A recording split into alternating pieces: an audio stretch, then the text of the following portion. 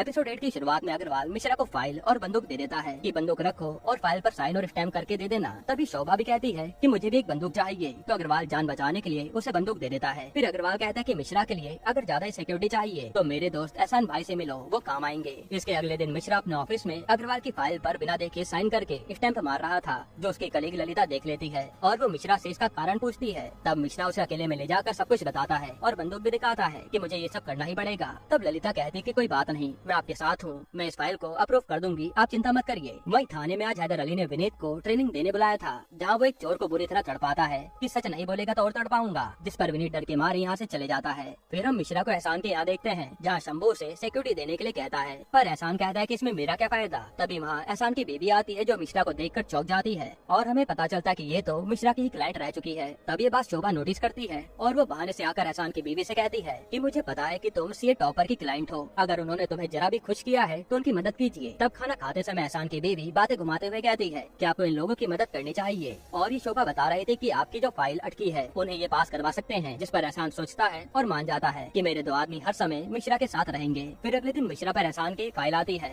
और वो उस पर भी बिना सोचे समझे अपने साइन करके अप्रूव कर देता है, जिसमें ललिता भी उसे अप्रूवल दे देती है। फिर मिश्रा पर अब्दुल का फोन आता है किस्त के लिए और मिश्रा फिर से वेबसाइट पर अपने अकाउंट एक्टिवेट करके सर्विस देने निकल जाता है, जहाँ अब उसके साथ एहसान के दो आदमी भी थे। अब जैसे वो लेडी मिश्रा के साथ दो आदमियों को देखती है तो वो सर्विस कैंसिल करके चली जाती है कि ऐसे लोगों के साथ सर्विस देने आओगे तो कोई भी नहीं लेगा, जिससे मिश्रा को गुस्सा आ जाता है और फिर वो इन दोनों से कहता है कि अगली बार सिक्योरिटी के लिए दूर खड़े रहना। इधर आज राजा बिंदी के पास आता है और कहता है कि मैं तुम्हारे लिए डांस करूँ क्या, क्योंकि बिंदी को किसी और के साथ देखकर राजा को डर लग गया था कि कहीं ये मुझसे दूर न चली जाए। तब राजा बिंदी के लिए डांस करता है और फिर शीशे के सामने आकर अपना गुस्सा भी निकालता है। इसके बाद राजा ढांचा को फोन करके कहता है कि बिंदी के साथ कांड करने वाले को जल्दी पकड़ो, क्योंकि उसने बिंदी के साथ वो सब किया जो वो मुझे करने को कहती थी और ये मेरा एक गिल्ट है। तब ये सब बिंदी भी सुन रही होती है। इसके बाद अगले दिन बिंदी ढांचा को फोन करती है और कहती है कि मैं सोच रही हूँ कि राजा को मनाने के लिए एक होटल में सरप्राइज दूं, जिस पर ढांचा कहता है कि मैं चलता हूँ आपके साथ सरप्राइज की प्लानिंग करने के लिए। फिर बिंदी मिश्रा से भी बता देती है कि मेरे साथ जो होटल में एक आदमी आएगा वही तुम्हें ढूंढ रहा है, इसलिए उसे आज देख लो ताकि उससे बच सकूं। तब मिश्रा यहाँ अशोक लता के केक के डब्बे लेकर पहुँच जाता है ताकि सैंपल दिखाने के बहाने बिंदी के साथ वाले आदमी को देख सके, जहाँ उसके साथ एहसान के दोनों आदमी भी थे। अब बिंदी यहाँ ढांचा के साथ आती है, तब यहाँ राजा भी आ जाता है जो खुद सरप्राइज देने आया था और बताता है कि मुझे ढांचा ने बता दिया था, अब हम आज यहीं पर डिनर करेंगे। तब मिश्रा वहाँ आता है और बिंदी राजा से टॉयलेट जाने का बहाना बनाकर उससे बाहर मिलने को इशारा करती है। फिर बिंदी मिश्रा को बताती है कि यहाँ मेरे साथ मेरे पति भी आ गए हैं और मेरे पीछे वाला ही तुम्हें ढूंढ रहा था। तभी वहाँ राजा पहुँच जाता है और बिंदी डर के मारे कहती है कि ये वही केक वाला है जो मैंने आपको खिलाया था ना, और आपको अपनी दुकान पर रखने के लिए भी कहा था, ये यहाँ पर केक का ऑर्डर पहुँचाने आए हैं। तब राजा मिश्रा के केक की तारीफ करता है और कहता है कि चलो काम हो गया हो तो साथ में पीते हैं, और आपके केक का सैंपल हम ले रहे हैं।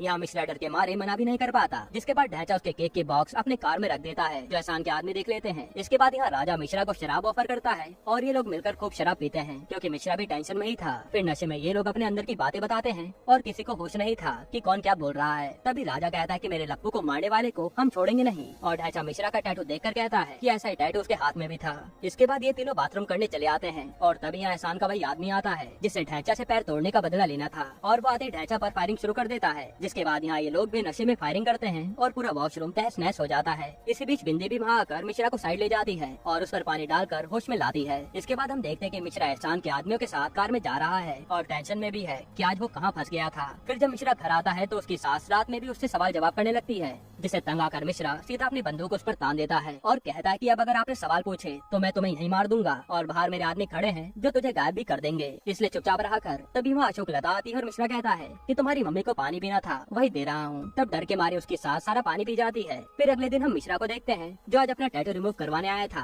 ताकि पकड़ा ना जाए। वहीं यहाँ हैदर राजा से आकर वॉशरूम में हुई फायरिंग की पूछताछ करता है, पर राजा उसे कुछ भी नहीं बताता। तभी हैदर की नजर सामने रखे केक पर जाती है और वो उसकी तारीफ करने लगता है कि इतना अच्छा केक आपने कब से बनाना शुरू करा, जिस पर राजा कहता है कि ये तो मेरी बीवी का पसंदीदा केक है, वो कहीं से मंगवाती है, मैंने तो बस सैंपल के लिए रखा है। जिसके बाद ये दोनों यहाँ से केक लेकर चले जाते हैं। अब थाने आकर हैदर कहता है कि ये केक तो शायद मर्डर वाले रूम में भी था ना, तो जरूर राजा की बीवी का इससे कुछ कनेक्शन होगा, इसलिए उसे बुलाओ। इधर हम मिश्रा को देखते हैं जिसने टैटू पर दूसरा डिजाइन बना लिया था। फिर जब यहाँ शोभा अपनी सास के साथ कहीं से घर आती है तो ऑटो वाला ज्यादा किराया मांगता है। तब शोभा उसे बंदूक दिखाकर डरा देती है, जिससे उसकी सास भी डर जाती है कि पहले मेरा दामाद और अब मेरी बहू भी बंदूक रखने लगी, इनसे तो मुझे बचकर रहना पड़ेगा। अब रात को जब मिश्रा पान वाले के पास पान खाने आता है तो पान वालों से बंदूक देता है कि मालिक इंतजाम हो गया। तभी वहाँ अशोक लता बंदूक देख लेती है, जिसके सामने मिश्रा एक्टिंग करता है कि मैंने बंदूक कब मांगी, मैं तो समय इशारे से तुम्हें घोड़ा बता रहा था कि मुझे घोड़ा चाहिए ताकि मैं अपनी बीवी के जन्मदिन पर उसे सरप्राइज दे सकूं। ये सुनकर अशोक लता की जान में जान आती है कि ये तो सवारी के लिए घोड़ा मांग रहे थे और पान वाला भी बंदूक रख लेता है। फिर हम बिंदी को थाने में देखते हैं जहाँ हैदर उससे सवाल पूछता है पर बिंदी कोई जवाब नहीं देती। तभी मैथ्यू बिंदी की पायल से मर्डर स्पॉट पर मिलने वाले पायल के टुकड़े को मिलाता है जो पूरा मैच भी हो जाता है। फिर ये लोग थ्योरी बनाते हैं कि आप और लप्पू कमरे में साथ थे और ये बात राजा को पता चले